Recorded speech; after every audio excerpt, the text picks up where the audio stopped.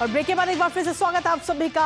News पंच में आगे बढ़ते रुख करते हैं अब अंतर्राष्ट्रीय जगत से जुड़ी महत्वपूर्ण खबर का, जहां बांग्लादेश में मोहम्मद यूनुस के नेतृत्व वाली अंतरिम सरकार एक तरफ विपक्षी दलों के भारी विरोध का सामना कर रही है, तो वहीं दूसरी तरफ सरकारी कर्मचारी, शिक्षक और सेना के साथ तनाव के भी संकेत मिल रहे हैं।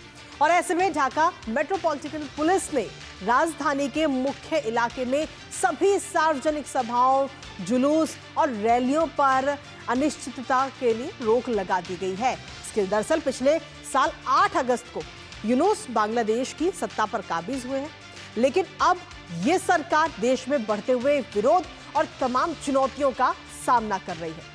सरकार चुनाव ना कराने को लेकर चौतरफा घिरी हुई है। हालांकि मोहम्मद यूनुस ने अप्रैल 2026 से पहले चुनाव कराने का वादा भी किया हुआ है।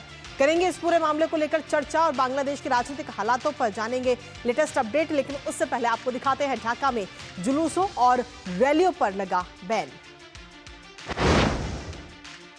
तो ढाका में जुलूस और रैली निकालने पर यह बैन लगा दिया गया है, ये प्रतिबंध लगाया गया है और इसके साथ ही सार्वजनिक सभा और जुलूस आप वहां पर नहीं निकाल सकते। साथ ही राजधानी के जो मुख्य इलाके हैं वहां पर अनिश्चितकालीन तक रोक लगा दी गई है। कोई भी व्यक्ति वहां पर प्रदर्शन नहीं कर सकता, जुलूस नहीं निकाल सकता है और इसके साथ ही रैलियां नहीं की जा सकती। सरकारी कर्मचारियों के विरोध प्रदर्शन के चलते ये प्रतिबंध लगाया गया है। ISPR ने अगले आदेश तक प्रतिबंध लगाने की ये घोषणा की है कि जब तक कोई अगला आदेश नहीं आता तब तक ये प्रतिबंध लागू रहेगा। इसके साथ ही यूनुस सरकार के अध्यादेश के विरोध में ये प्रदर्शन हो रहा था और इस प्रदर्शन को देखते हुए ये कदम उठाया गया है। दुर्व्यवहार के आरोप में 14 दिन में बर्खास्त करने का भी प्रस्ताव इस वक्त सामने आया। साथ ही सरकारी कर्मचारियों ने अवैध काला कानून भी करार दिया है इसको लेकर के। तो सीधे तौर पर अगर हम देखें तो मोहम्मद यूनुस इस वक्त चौतरफा घिरते हुए नजर आ रहे हैं। कर्मचारियों के अध्यादेश को तुरंत वापस लेने की भी मांग कर्मचारी जो है वो इस वक्त करते हुए नजर आ रहे हैं। सरकारी कर्मचारियों ने यूनुस सरकार को सीधे तौर पर चेतावनी भी दे दी और कहा है कि 15 जून तक मांगे नहीं मानी तो आंदोलन और तेज कर दिया जाएगा। तो मोहम्मद यूनुस इस वक्त चौतरफा घिरे हुए हैं जो राजनीतिक पार्टियां हैं। और इसी भी सीधा रुख करते हैं इस वक्त उत्तर प्रदेश के लखनऊ का। मुख्यमंत्री योगी आदित्यनाथ क्या कुछ करें वो सुनते हैं, फिर करेंगे इस खबर को लेकर चर्चा।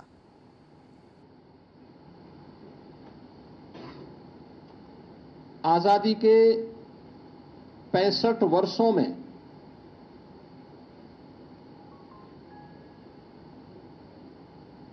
कांग्रेस नेतृत्व की और अन्य अस्थिर सरकारों के कारण आम जन का जो विश्वास टूटा था,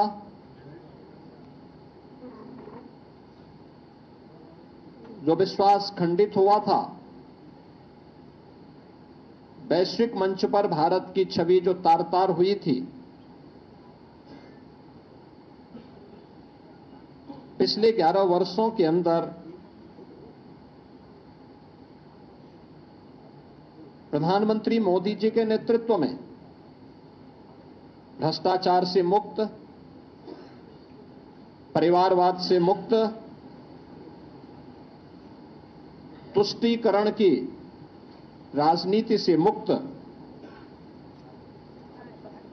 एक भारत श्रेष्ठ भारत की परिकल्पना को साकार करने वाली एक ऐसा नेतृत्व हमें मिला है, इस देश को मिला है, जिन्होंने पूरे भारत को विश्वास का प्रतीक बना करके भारत को विकसित भारत और आत्मनिर्भर भारत की एक सुदृढ़ नींव का निर्माण करते हुए अगले 25 वर्ष की एक व्यापक कार्य योजना पूरे भारतवासियों के सामने भी प्रस्तुत कर दी है। इन 11 वर्षों में भारत ने न केवल सामाजिक और सांस्कृतिक दृष्टि से बल्कि सुरक्षा के मोर्चे पर, सुशासन के मोर्चे पर और आर्थिक मोर्चे पर भी एक नई पहचान बनाई है।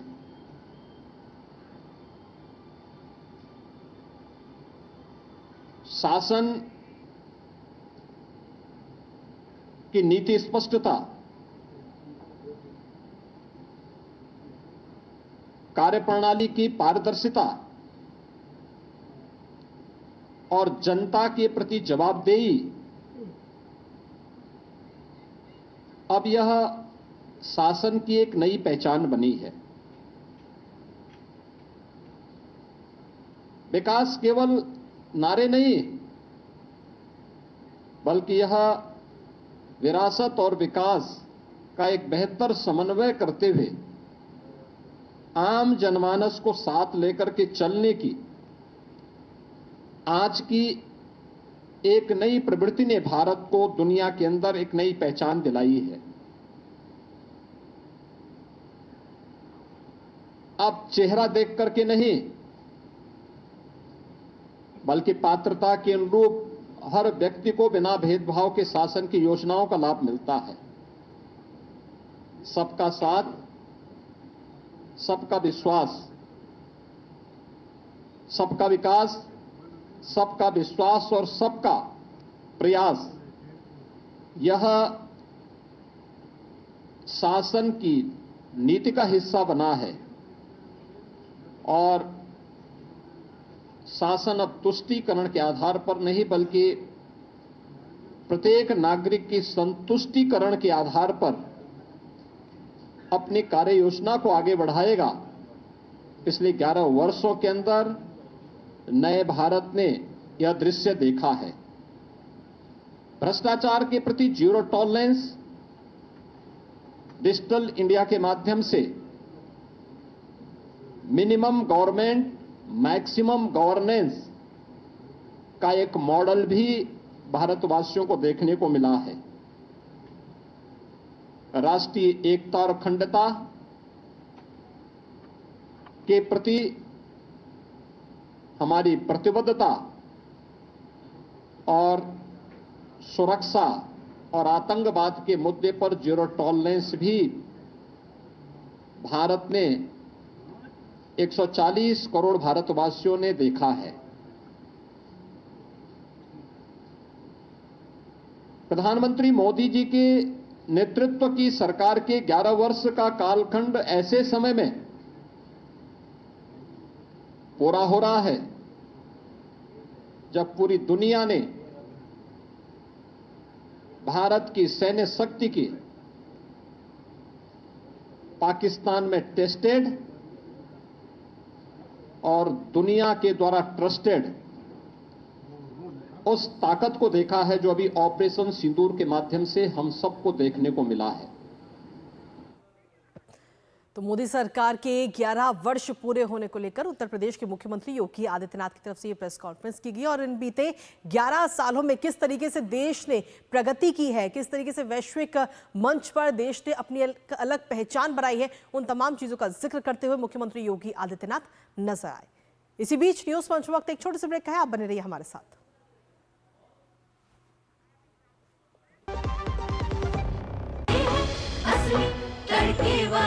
ये तो बड़ी समझदार, बड़ी होशियार। नई टेस्ट का असली taste MDA ginger garlic paste. जब धरती चीर कर निकलता है लोहे का पत्थर और मिलता है मोंगिया के जोश से, फिर तपता है, पिघलता है और बनता है फौलाद। अब होता है सरिया सारी खूबियों के साथ। मोंगिया स्टील, मजबूत देश का मजबूत सरिया। और ब्रेक के बाद एक बार फिर से स्वागत है आप सभी का। लगातार हम बात कर रहे हैं बांग्लादेश में मची राजनीतिक हलचलों की, क्योंकि इस वक्त मोहम्मद यूनुस जो कि अंतरिम सरकार में है और इस वक्त उनके खिलाफ कई सारे विरोध प्रदर्शन इस वक्त हो रहे हैं, जिसको लेकर के एक बड़ा कदम उनकी तरफ से उठाया गया है और जुलूस पर, प्रदर्शनों पर और साथ ही किसी भी रैली पर इस वक्त ढाका में रोक लगा दी गई है। इस बैन पर ढाका मेट्रोपॉलिटन पुलिस की तरफ से सफाई भी हालांकि दी गई है, लेकिन इसके साथ ही ढाका में जुलूस और रैलियों पर यह बैन लगाया गया। राजधानी के जो मुख्य इलाके हैं वहां पर ये अनिश्चितकालीन तक रोक लगा दी गई है। जब तक कोई अगला आदेश नहीं आता तब तक ये प्रतिबंध लगे रहेंगे। इसके साथ ही सरकारी कर्मचारियों के विरोध प्रदर्शन के चलते ये बैन लगाया गया है। लेकिन इसके साथ ही पुलिस की तरफ से किस तरीके से सफाई दी गई है वो भी आपको बताते हैं। पुलिस कह रही है कि जनहित और यूनुस की सुरक्षा में ये महत्वपूर्ण फैसला लिया गया है। सुरक्षा के लिहाज से विरोध प्रदर्शनों पर यह प्रतिबंध लगाया गया है। अगले आदेश तक ये प्रतिबंध रहेगा और 10 मई को भी ऐसा ही आदेश हुआ था, हालांकि जारी किया गया था और बीजेपी और स्वाट को लेकर के ये फैसला लिया गया। इसके साथ ही अगर हम देखें तो यूनुस जो है वो इस वक्त चौतरफा घिरे हुए नजर आ रहे हैं। बढ़ते विरोध से यूनुस सरकार इस वक्त घिरी हुई है। एक तरफ चुनाव कराने की भी मांग की जा रही है, दूसरी तरफ जो सरकारी कर्मचारी हैं वो भी घेरे हुए हैं, शिक्षक घेरे हुए हैं और बाकी जो अन्य वहां पर पॉलिटिकल पार्टीज है, राजनीतिक पार्टियां हैं, वो भी इस वक्त उनको घेर रही हैं। चुनाव में देरी से अनेक राजनीतिक दल भी कहीं ना कहीं नाराज इस वक्त नजर आ रहे हैं। हमारे साथ फोन लाइन पर हमारे सहयोगी बांग्लादेश से इस वक्त जुड़ रहे हैं, नवल संघ परमार, सीधा उन्हीं का रुख करेंगे। नवल संघ परमार, सीधे तौर पर बांग्लादेश में राजनीतिक हालात फिलहाल अभी ठीक बिल्कुल भी नजर नहीं आ रहे, क्योंकि मोहम्मद यूनुस जिन्होंने पिछले साल 8 अगस्त को सत्ता में आए थे, वो इस वक्त चौतरफा घिरे हुए नजर आ रहे हैं। नवल संघ परमार जी, और डॉक्टर यूनुस का जो कार्यकाल जब से शुरू हुआ उसके तुरंत 1-2 महीने से देखा जाए तो बांग्लादेश में प्रोटेस्ट का जो है विरोध प्रदर्शन और रैलियां, उसका माहौल चल रहा था। उसका रीजन ये है कि कोई भी वर्ग हो, फिर वो रेडीमेड गारमेंट वर्कर हो या विद्यार्थी हो या फिर सरकारी कर्मचारी, शिक्षक, कोई भी हो, उनको अपना जो भी अन्याय हुआ है अपनी बात मनवानी है तो उनके पास उनका जो ग्रीवांसिस है उसका रिड्रेसल के लिए प्रदर्शन के अलावा कोई रास्ता नहीं है। तो लोग ढाका का जो सेंट्रल एरिया है यूनिवर्सिटी, ढाका यूनिवर्सिटी का, यूनुस का रेसिडेंस जहाँ पे है वो आर्मी कैंटोनमेंट, तो सब जगह पे कहीं ना कहीं प्रदर्शन चलता रहता है। बांग्लादेश में खास करके ढाका में हर रोज कोई ना कोई वर्ग जो है अपनी मांग के लिए प्रदर्शन करते रहते हैं। उसी बीच जो विरोध पक्ष है उसमें खास करके जो पॉलिटिकल पार्टियां बीएनपी समेत बांग्लादेश नेशनलिस्ट पार्टी और अदर पार्टियां जो है वो इलेक्शन की डेट को लेके, इलेक्शन रोड मैप को लेके पिछले 2-3 महीने से काफी प्रेशर बना रही है जी। और इसी बीच जो है आर्मी चीफ वकारुज्जमान जो है जनरल, उन्होंने भी बोला अपने स्टेटमेंट में जब मीटिंग हुआ था यूनुस के साथ उसके बाद कि भाई दिसंबर 2025 तक इलेक्शन होना जरूरी है, क्योंकि कुछ ऐसे मुद्दे हैं जिसके ऊपर जो चुनी हुई सरकार ही डिसीजन ले सकती है। उसमें जो मुखर करके आता बिल्कुल नवल, और सीधे तौर पर हम देखें तो इस वक्त चौतरफा तो घिर ही रहे, लेकिन सीधे तौर पर हम देखें तो एक व्यक्ति अगर अपनी राय रख रहा है तो प्रदर्शनों के जरिए वो अपनी राय रख सकता है। फिलहाल आपका शुक्रिया। और इसी के साथ प्रसन्नजीत इस वक्त हमारे साथ जुड़े हुए हैं, सीधा रुख करेंगे। प्रसन्नजीत, एक आम आदमी अगर अपनी बात उठाना चाह रहा है प्रदर्शन के जरिए तो आखिर क्या समस्या यूनुस सरकार को नजर आ रही है? क्यों प्रदर्शनों पर और साथ ही रैलियों पर, जुलूसों पर रोक लगाया गया है? नहीं कृतिका, देखिए पहली बात समझना चाहिए कि जब कोई वर्ग ने बांग्लादेश में अपना बात उठाना चाहते हैं तो उनके लिए बात उठाने की कोई जगह नहीं है प्रदर्शन के अलावा। ये एक पहली बात है।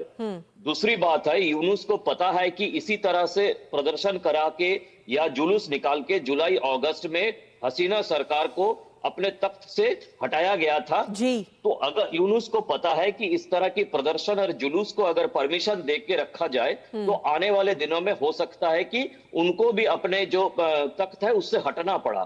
तो इसीलिए जो मेट्रोपॉलिटन पुलिस है उसकी मदद लेकर इस तरह की जो रोक लगाया गया, वो पूरी की पूरी जो बांग्लादेश की लोगों की आवाज है उस आवाज को दबाने के लिए, क्योंकि जुलाई अगस्त के बाद से आज तक मतलब करीब 1 साल बाद बांग्लादेश के लोगों को ये समझ में आ गया कि जो अंतरिम सरकार उन लोगों ने बनाए थे वो आगे जाकर ऐसा कुछ भी रिड्रेसल नहीं किए हैं। इन लोगों की ऐसे कुछ भी जीवन यात्रा की मान ऊपर नहीं उठा पाए जिसके लिए उन्होंने हसीना सरकार के खिलाफ प्रदर्शन किए थे।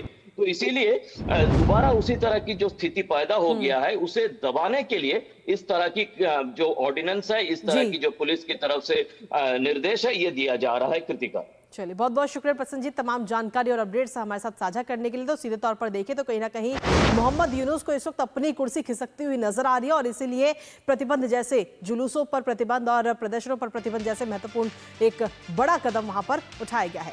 इस खबर पर नजर हमारी लगातार बनी रहेगी, लेकिन इसी के साथ फिलहाल न्यूज पंच मुझे और हमारी टीम को दीजिए अनुमति। दोपहर 2 बजे फिर होगी आपसे मुलाकात कुछ और महत्वपूर्ण खबरों के साथ।